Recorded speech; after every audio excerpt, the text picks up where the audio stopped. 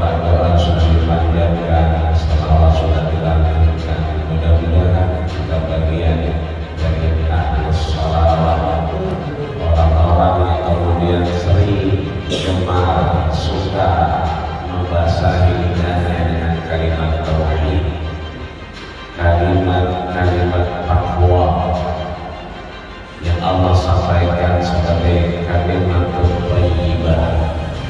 Maka al-baladut thayyib itu akan menjadikan satu tempat, satu kelurahan, satu RT, satu RW menjadi tanah yang baik. Maka akan keluar di dalamnya kebaikan-kebaikan Allah Subhanahu wa Ta'ala. Maka orang mukmin tidak pernah merasa sendirian, meskipun istri tiada ataupun suami mendahului kita. Seorang mukmin ketika sendirian tidak akan pernah loncat dari apartemen lantai 8.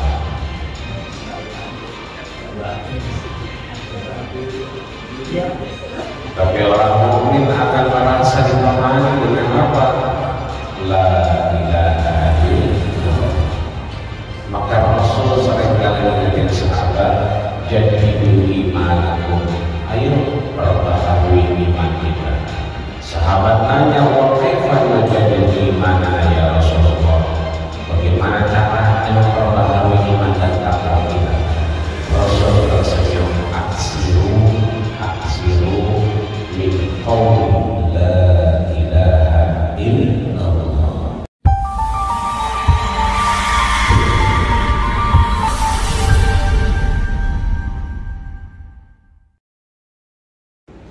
Bismillahirrahmanirrahim. Assalamualaikum warahmatullahi wabarakatuh.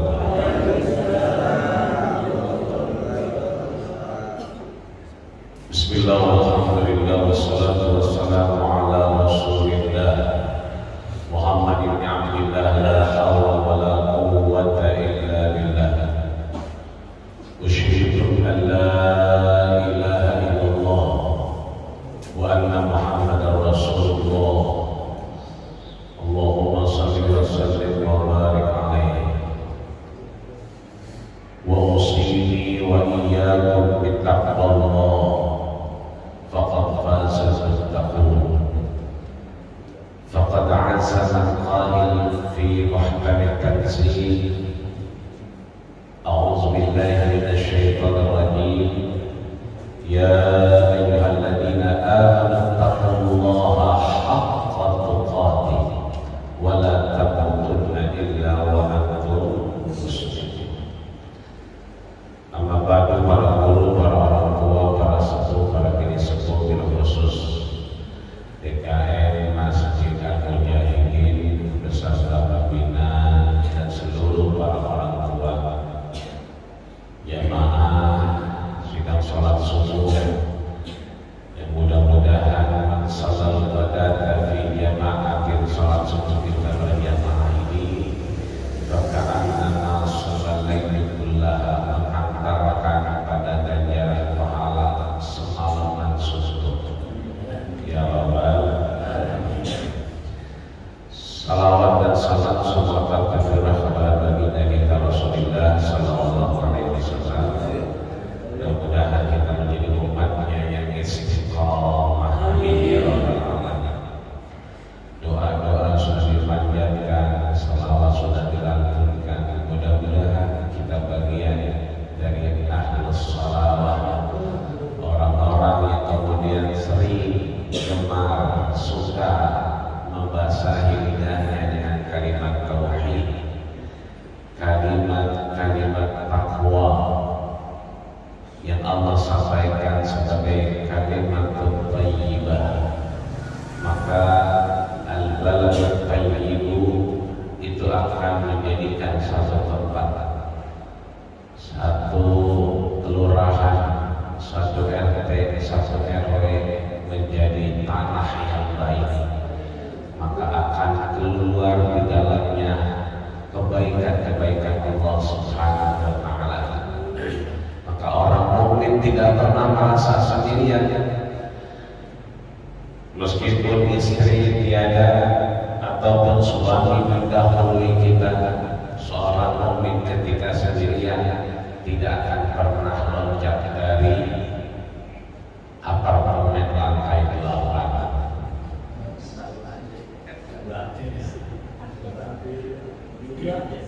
Tapi orang mukmin akan merasa ditemani dengan apa? La ilaha illallah. Maka Rasul seringkali mengingatkan sahabat, jadidu imanakum, ayo perbaharui iman kita. Sahabat tanya, wa kaifa nujadidu imanana ya Rasulullah? Bagaimana caranya memperbaharui iman dan takwa kita? Rasul tersenyum, aksiru min qawli la ilaha illallah. Mudah-mudahan akhir hayat kita melantunkan, melafazkan kalimat la ilaha illallah. Amin ya rabbal alamin. Sampailah kita di halaman ke-14.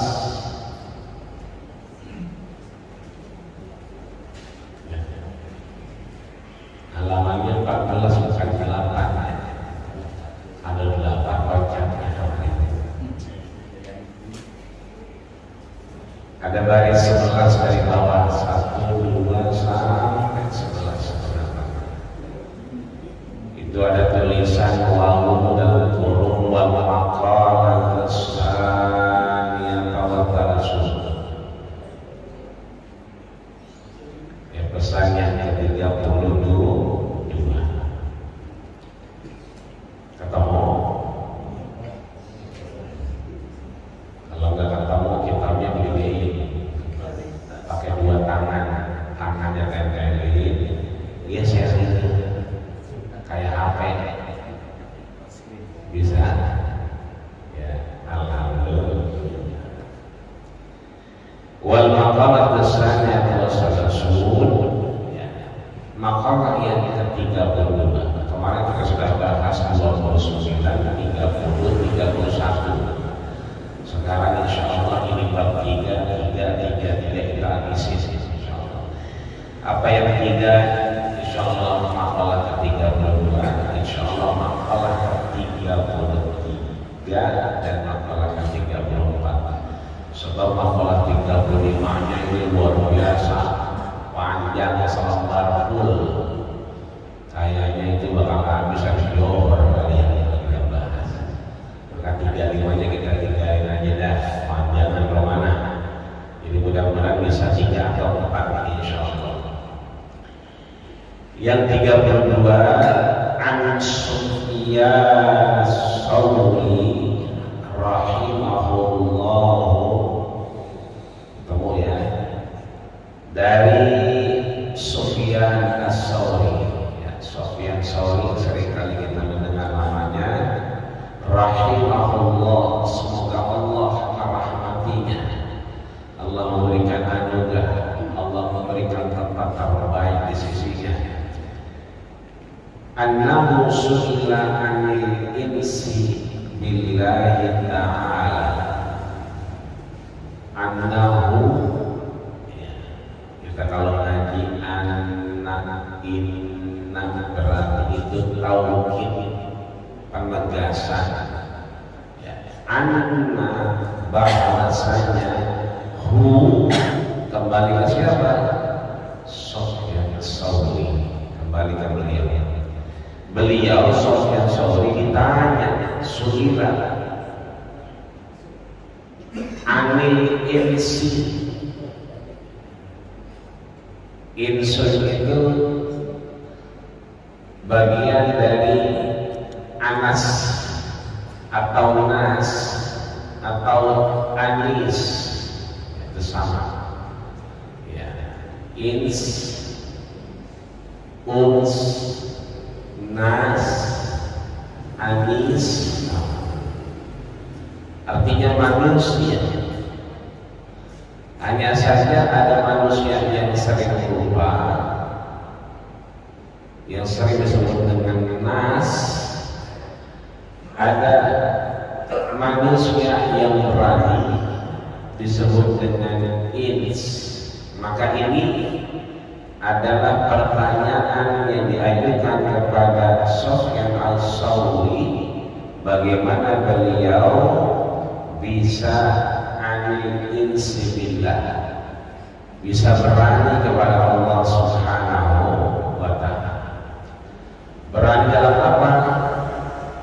Berani dalam kebaikan-kebaikan Allah Subhanahu wa ta'ala.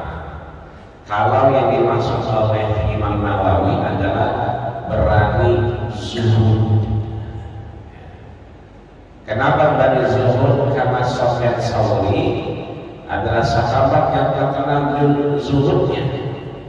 Kita tahu ada Umar bin Khattab yang disampaikan oleh Sayyidatina Aisyah. Karena Umar bin Khattab azhadun nas, bahwasanya yang paling zuhud itu adalah Umar bin Khattab.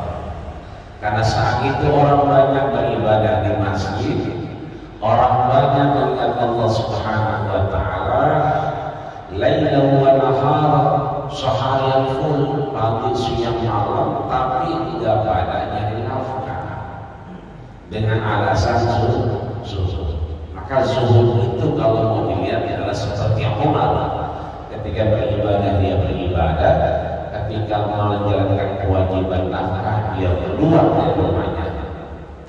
Di antara Umar juga ada Sufyan al-Thawri, sahabat yang kemudian menjadi bagian ikon dari zuhud. Nama beliau sedikit panjang, ada 9 nama. Namanya Sufyan bin Sa'id bin Mashruk bin Habib bin Rafi bin Abdillah bin Abu Abdillah as-Thawri, atau terkenal dengan Abu Abdillah as-Thawri.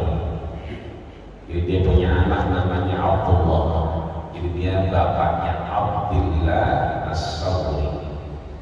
Beliau lahir di Kufah di tahun 96 Hijriah. Kalau Masehinya berarti 716-an ya Masehi.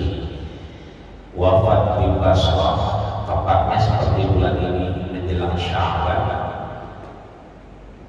di 161 Hijriah, kira-kira bertepatan dengan 778 Masehi.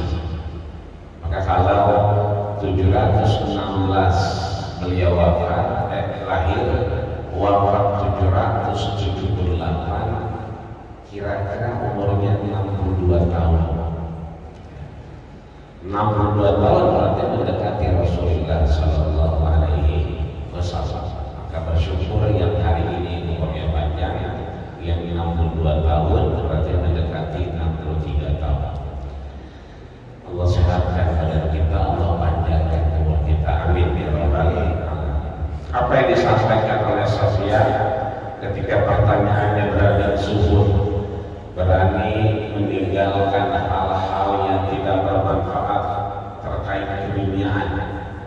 Beliau sampaikan yang pertama, faqala, Sufyan berkata, satu, Allah tasta'nisa bi kulli wajhin shabih.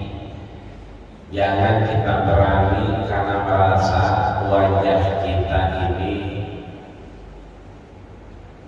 enak dilihat, tapi beranilah kita melihat beliau bukan wajahnya, tapi suluknya, dalamnya, hati kita kepada Allah Subhanahu wa ta'ala. Makanya Imam Bukhari dan Imam Muslim meriwayatkan dengan riwayat yang berbeda. Suatu ketika Ali bin Abi Thalib mengirimkan al-ghanimah. Ghanimah itu dzul-hisbah, rampasan perang dari Madinah, dari Yaman ke Madinah. Setibanya di Madinah dibagiin sama Rasulullah Sallallahu Alaihi Wasallam setelah dibagikan rata bagi orang-orang yang berjasa dengan Islam. Setelah selesai, ada seseorang yang menerobos masuk sop-sop sahabat dan mengatakan, "Ittaqillah ya Rasulullah, ittaqillah ya Rasulullah." Bertakwalah engkau wahai Rasulullah. Yang paling bertakwa siapa kira-kira? Rasul. Jadi kalau ada orang ittaqillah ya Rasulullah, bertakwalah wahai engkau Rasulullah, kira-kira kalimat apa itu? Bahkan Imam Muslim menyatakan, ya Muhammad ya'qil, wahai Muhammad berlaku adillah. Kira-kira sahabat diam aja pada marah? Marah. Di antaranya adalah Khalid bin Walid kebangun, pedangnya diangkat, ya kan? Ya Rasul, izinkan aku 16 batang lehernya.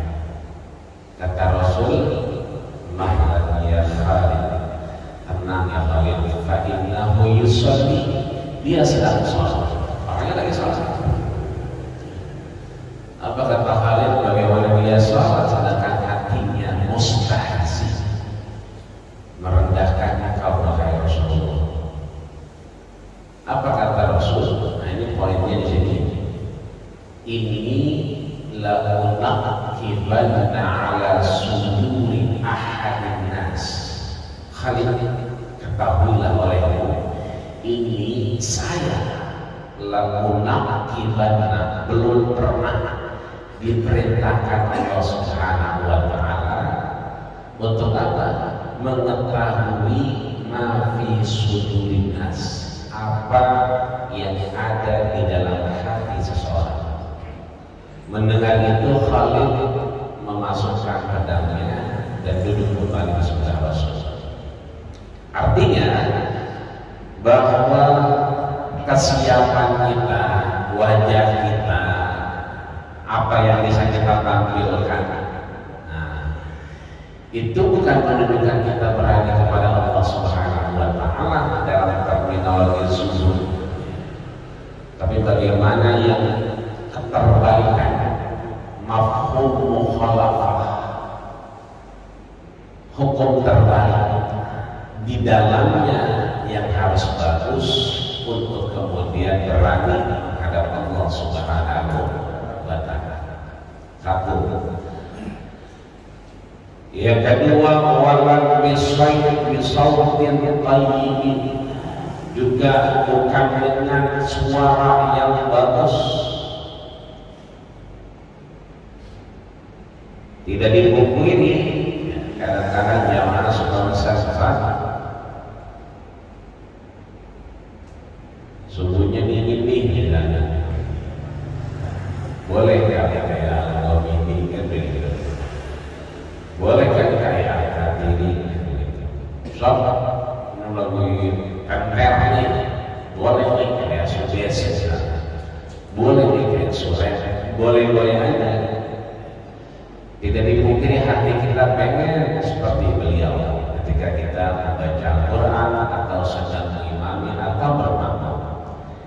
Hanya saja terkadang suara kita itu menjadi bagian dari alat untuk kita berani menghadap Allah Subhanahu wa Ta'ala. Meskipun di akhir-akhir ada juga kejadian jamaah tertarik, jamaah senang. Setelah besok bulan depan ikut umroh ya. Kenapa Bapak? Karena memang saya lihat Mekah ini. Tidak dipungkiri, tapi bukan itu tujuannya. Ketika kita berhati kepada Allah Subhanahu wa Ta'ala, akan tetapi bagaimana suara kita ini betul-betul bagian yang mengingatkan kita kepada Allah Subhanahu wa Ta'ala. Maka ada zikir pagi dan petang, ada zikir yang harus jahar, ada zikir yang kemudian sir. Satu ketika Rasulullah Shallallahu Alaihi Wasallam ketika sedang berusukan dengan Ja'far waktu itu, ada orang yang kesurupan anak kecil. Kata emaknya, anak bulan, ya kan, masabul ini anak saya, apa ya? Kok badannya panas-panas terus panas.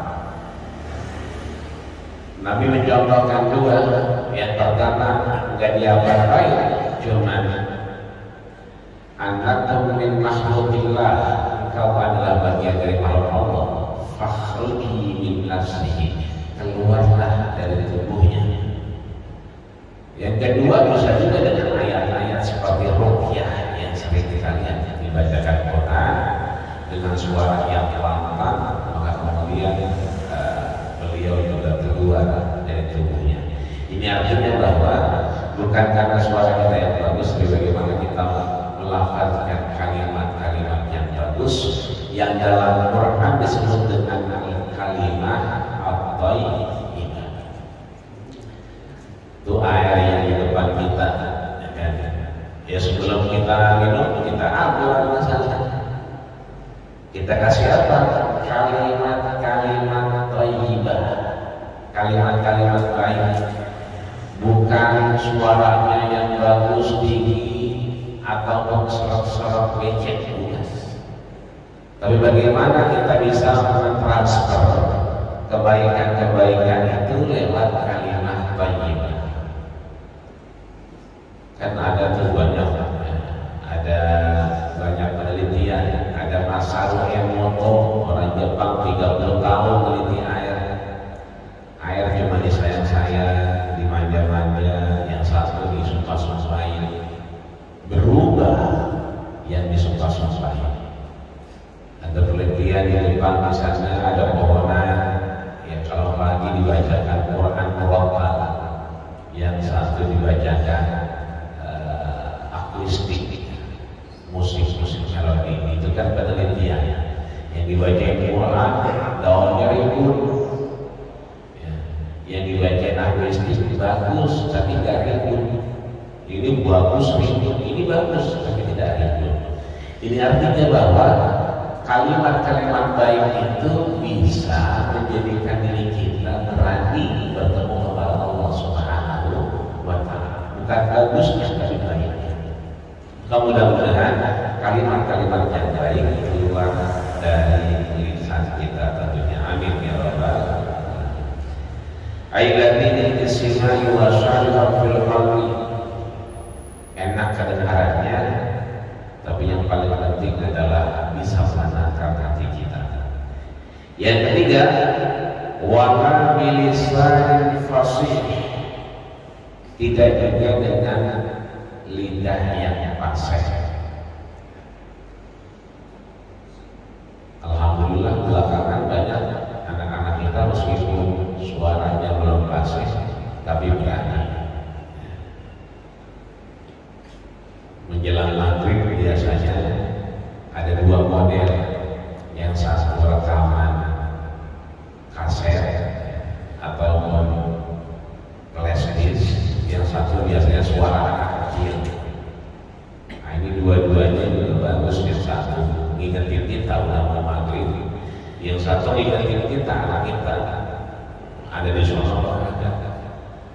Meskipun suaranya kurang begitu fasih, tapi mengingatkan kita kepada Allah Subhanahu wa Ta'ala. Maka bukan dengan lisan yang fasih, akan tetapi bagaimana kita mampu melafazkan nilai-nilai yang Allah berikan untuk kebaikan-kebaikan kita di hadapan Allah Subhanahu wa Ta'ala. Jadi tiga modal kita bertemu Allah kalau berani. Arti keberanian kita yang disampaikan Sufyan Tsauri, yang pertama bukan dengan wajah yang siap dan mampu untuk bertemu Allah, bukan juga dengan suara yang bagus, dan juga bukan dengan lisan yang fasih.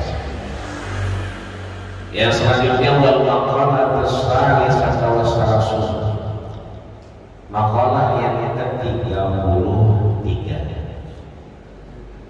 Pesan yang ke-33 ini di bab 3 disampaikan an Ibnu Abbas radhiyallahu anhu annahu qala, dari Imam Ibnu Abbas. Kita tahu bahwa Ibnu Abbas ini adalah keluarga dekat Rasulullah Sallallahu Alaihi Wasallam. Abbas pamannya, anaknya namanya Abdullah Ibnu Abbas. Ada Abdullah Ibnu Abbas, itu memang sepupu beliau. Ada Abdullah bin Amr bin As, ini anak Amr bin As. Yang ketiga adalah Abdullah bin Umar bin Khattab. Yang ini Abbas bin Abbas. Beliau menyatakan radhiyallahu anhuma, semoga Allah meridhoinya, qala az-zuhdu salah satu ahruf ini. Kelihatan Bapak Ibu? 1, 2, 3, 4, 5, 6, 7, 8 ya. Baris ke-8 tengah-tengah. Az-zuhdu, zuhud itu salah satu ahruf ini terdiri dari 3 huruf.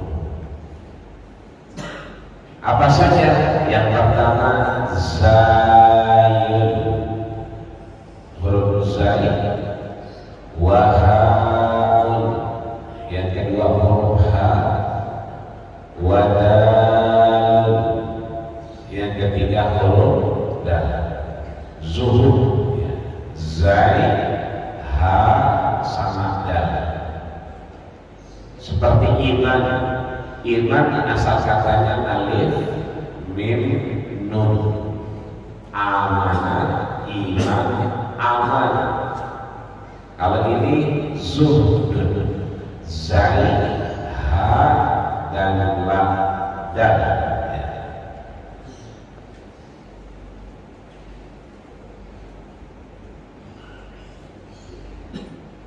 Wadalu fazayu zadun lil ma'ad, yang huruf zainya tadi itu adalah zadun lil ma'ad. Zadun berarti bekal, lil ma'ad, li untuk, ma'ad berarti kepulangan kita. Ini kan kitabnya kan nasaihul ibadah, nasihat untuk hamba Allah, lil isti'dad, untuk persiapan liyaumil ma'ad, hari kita berpulang kepada Allah Subhanahu wa ta'ala. Maka zuhud yang sering kita dengar huruf zainya itu adalah zadun, bekal. Bekal buat apa? Lil ma'ad. Ketika hari itu tiba, kita menghadap Allah Subhanahu wa ta'ala. Maka sering guru kita ingetin kita, wa tazawwadu fa inna khairuz zadi taqwa. Bertakwalah kita, berbekallah kita, karena sebaik-baik bekal adalah takwa kepada Allah Subhanahu wa ta'ala. Ayyil akhirati wa huwa taqwa Allah ta'ala. Ayyil akhirah, atau waktunya ke akhirat, waktunya pindah dari alam dunia menuju alam akhirat. Wa huwa, dan dia adalah taqwallahu ta'ala, takwa kepada Allah Subhanahu wa ta'ala.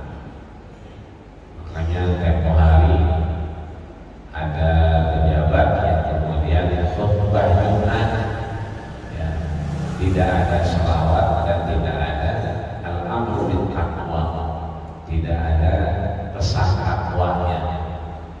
Yang setelah selesai beliau sampaikan, ramai jagat Indonesia. Ya. Karena memang pesan takwa ini bukan cuma diimbar ketika perayunan. Nabi aja setiap ketemu sahabat pasti pesannya takwa. Ayat yang sering dibaca oleh khotib kita, ya ayyuhalladzina amanu taqullaha haqqa tuqatih. Wahai orang-orang yang beriman, bertakwalah dengan takwa yang sebenar-benarnya. Wala tamutunna illa wa antum muslimun. Jangan pernah mau mati meskipun ajal di depan mata menghampiri, ya, kecuali wa antum muslimun, kita pasrah dengan keislaman kita. Ini selalu diungkapkan Rasul ketika ketemu dengan sahabat di mana aja. Ayat yang sering Rasul sampaikan itu. Jadi bukan khutbah Jumat doang. Kalau kita kan seringnya khutbah Jumat katanya. Kalau Rasul di jalan itu yang disampaikan, di masjid itu yang disampaikan, di medan perang itu yang disampaikan, perjalanan hijrah itu yang disampaikan, belusukan itu yang disampaikan adalah atribut takwa. Maka sebaik-baik bekal adalah takwa. Maka di sini Ibnu Abbas mengingatkan kita bahwa zuhud itu adalah takwa dengan kalimat zai di depannya. Maka takwa itu adalah satu kedekatan kita kepada Allah Subhanahu wa Ta'ala dengan dua jalan: imtisalu awamiri wajibina binawahi, melaksanakan perintahnya dan menjauhi larangannya. Maka di otak kita biasanya yang namanya takwa, ibadah itu menjalankan. Kita datang ke masjid berarti kan menjalankan. Kita baca doa di depan pintu masjid berarti kan menjalankan. Kita sholat 2 rakaat karena Rasul fa'idha dakhala ahadukumul masjidah, ketika engkau orang yang beriman masuk masjid fala tadlisana, jangan sekali-kali duduk illa yusalli raka'ataini, kecuali sudah sholat 2 rakaat. Berarti kita menjalankan. Sholat subuhnya berjamaah menjalankan, doanya kita bareng-bareng menjalankan. Ternyata takwa itu bukan hanya menjalankan, ada yang namanya meninggalkan. Itu juga takwa. Begitu udah di masjid, ya, ada yang ngajak ngobrol misalnya, itu juga kita lagi berarti kita meninggalkan teman kita, itu takwa. Hal-hal terkait yang kita tinggalkan itu menjadi bagian dari takwa. Bukan hanya menjalankan tapi meninggalkan. Bapak-bapak yang ada istrinya di sini, alhamdulillah. Yang gak ada istrinya berarti meninggalkan istri. Itu berarti takwa. Ya, kalau ibu-ibu mungkin suaminya udah gak ada, berarti takwa juga. Berusaha hadir meskipun suami tidak ada. Berarti meninggalkan satu istri takwa. Meninggalkan banyak istri, ya takwa juga kalau hadir mahamnya. Maka yang pertama adalah takwa. Zai adalah zahid, bekal takwa kita di hadapan Allah Subhanahu wa Ta'ala. Yang kedua, walha'u hudan lidi. Walha, huruf haknya adalah hudan lidi. Huda adalah petunjuk, hidayah. Lidi untuk kita melakukan problematika hidup kita berdasarkan agama.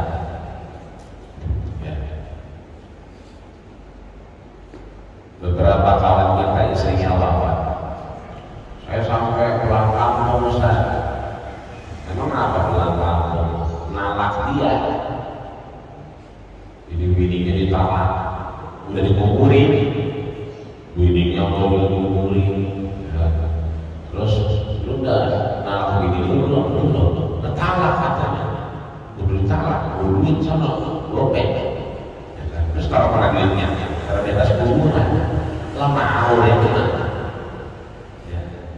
Emang ajaran orang dulu begitu, emang kita pakai karena tujuannya kebaikan.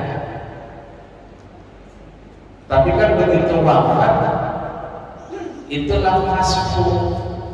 Kan namanya talak bukan cerai, tapi talak itu adalah al-fasfu, berpisah. Maka ketika berpisah, ada kematian, ada wafat, maka dia adalah talak. Tapi memang kultur kita di Betawi biasanya kalau istri wafat duluan, di depan jasa istri bertalak ya, orang udah merem, ya kan? Yang repot kalau udah dikuburin di kampung, udah pulang kampung, kemudian ke sana narak, kemudian naruh duit gope. Kata kita mendingan buat kita gopenya. Artinya tujuannya baik, mengingatkan kita sudah tidak ada istrinya, maka semakin dekat kepada Allah karena kematian di depan mata. Tapi hudan lilin, mendapatkan hidayah petunjuk dalam agama, maka kita tidak memaksakan diri kita pada sesuatu yang sulit kita jangkau. Apalagi kalau kemudian duit ditaruh di atas kuburan, sayang musim hujan yang ada becek, yang ada orang apa kayak duit, mana dia tahu duit. Tetap duitnya kita bawa, ya kan? Kita niatin buat almarhumah, tapi dikasih orang sini. Ada yang lewat, yang butuh kita kasih, bukan yang taruh di kuburannya. Itu namanya hudan lidi. Tetap ada orang tua kita nggak akan pernah bertabrakan karena dasarnya kebaikan. Jangan duduk depan pintu tanya di perawan tua, kan begitu. Ya benar, ajar orang tua mah cuma hudan lidinya. Hidayah dalam beragamanya bukan karena jadi perawan tua, tapi nggak boleh duduk di tempat orang halulalan. Kata Nabi, iya wa turuqat, jauhi yang namanya tempat orang lewat. Duduk boleh, tapi jangan di depan pintu. Itu namanya hudan linnas, hidayah yang kemudian kepada manusia untuk kita mendapatkan kebaikan-kebaikan agama. Habis hari raya puasa. Begitu hari raya, ini udah ada pengumuman ya, dari Majelis Taklim Muhammadiyah 2 hari kemarin. Ya, puasanya tanggal 2 bulan April.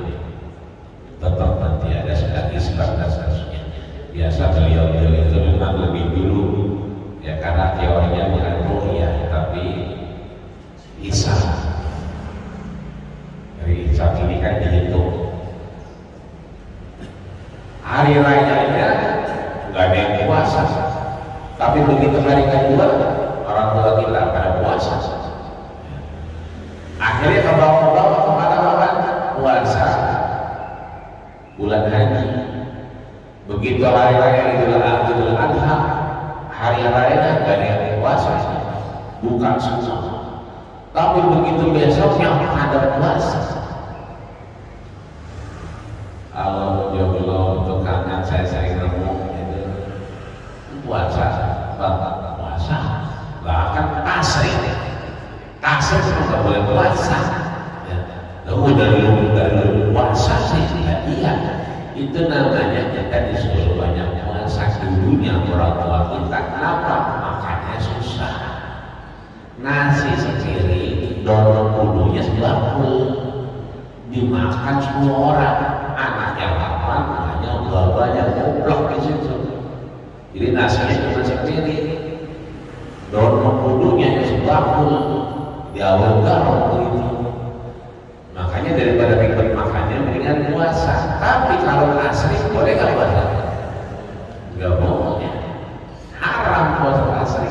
tapi banyak orang yang kemudian masih puasa. Ini namanya hudan lidi. Ajarannya tetap kita pakai orang tua, tapi kita dengan cara taklim, kajian, pengajian yang masih menjadi itu mendapatkan hudan, ya, hidayah yang pas dalam beragama. Jaga-jaga hajatan boleh jaga-jaga doa, zikiran boleh.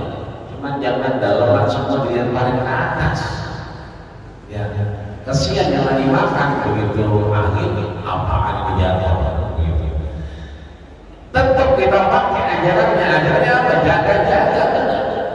Ada angin ke sono kan dijagain tuh. Biasanya ada di belakang dijagain. Jangan angin ke sono dijagain. Angin kemarin jaga-jaga, tapi jaga-jaganya dengan kalimat-kalimat yang baik. Ingat kepada Allah Subhanahu wa Ta'ala. Itu hak. Ada hidayah yang datang. Dulu kita minum, misalnya mohon maaf ada susu, ya, kita minum aja, misalnya. Begitu kita hudan lidi dapat hidayah, berarti minumnya baca Bismillah. Ya, bunyi datunya.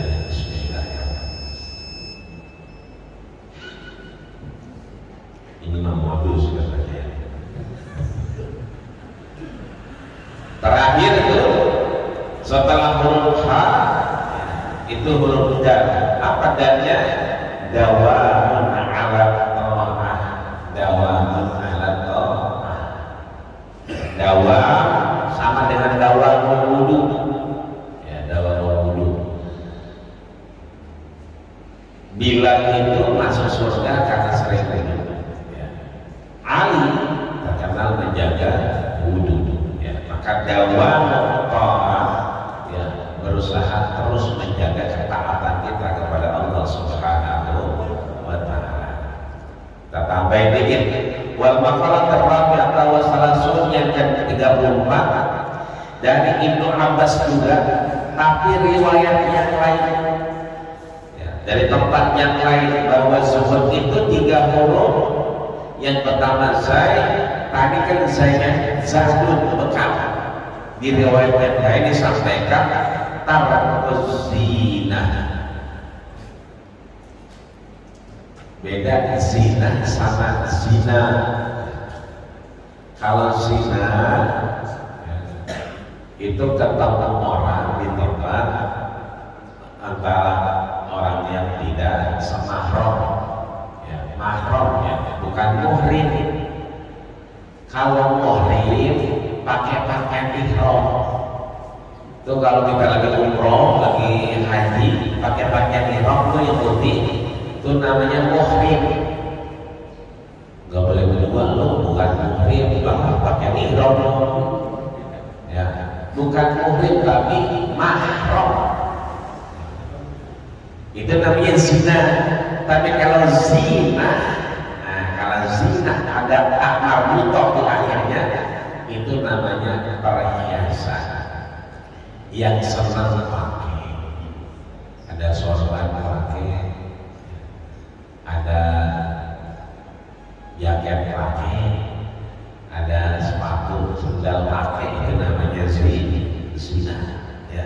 Tapi di sini maksudnya zuhud itu meninggalkan sesuatu yang akhirnya membuat kita lupa dengan ibadah, senang dengan perhiasan, senang dengan sesuatu yang baik, tapi kita lupa dengan akhirat kepada Allah Subhanahu wa Ta'ala.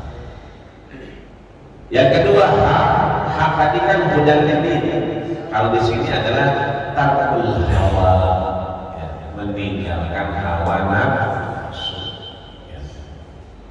Ngaji sejam jam setengah ini ngaji sampai 5 jam, ya, udah error kalau ngaji sampai 5 jam, ya, itu berarti hawa nafsu.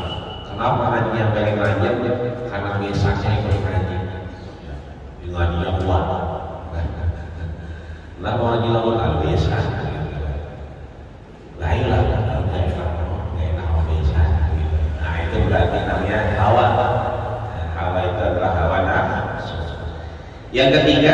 dal tadi dal ya. Dal yang pertama adalah dawamun ala ta'ah, menjaga ketaatan. Yang kedua riwayat yang lain disampaikan dal itu adalah tarkul dunya, meninggalkan dunia. Mudah-mudahan kita yang masuk dunia, bukan kita mau meninggalkan dunia, tapi aktivitas kita lebih cenderung apa yang kita lakukan di dunia itu buat akhirat kelak. Jadi yang kita lakukan bermanfaat di akhirat itu menjadi bekal kita. Kata orang tua dulu, bulan Rajab, bulan anak, bulan Sya'ban, bulan Miraj, bulan Ramadan adalah bulan kerabat. Mudah-mudahan sesuai doa kita tadi setelah sholat, Allahumma barik lana fi Rajab wa Sya'ban wa balighna Ramadan. Al-Fatihah.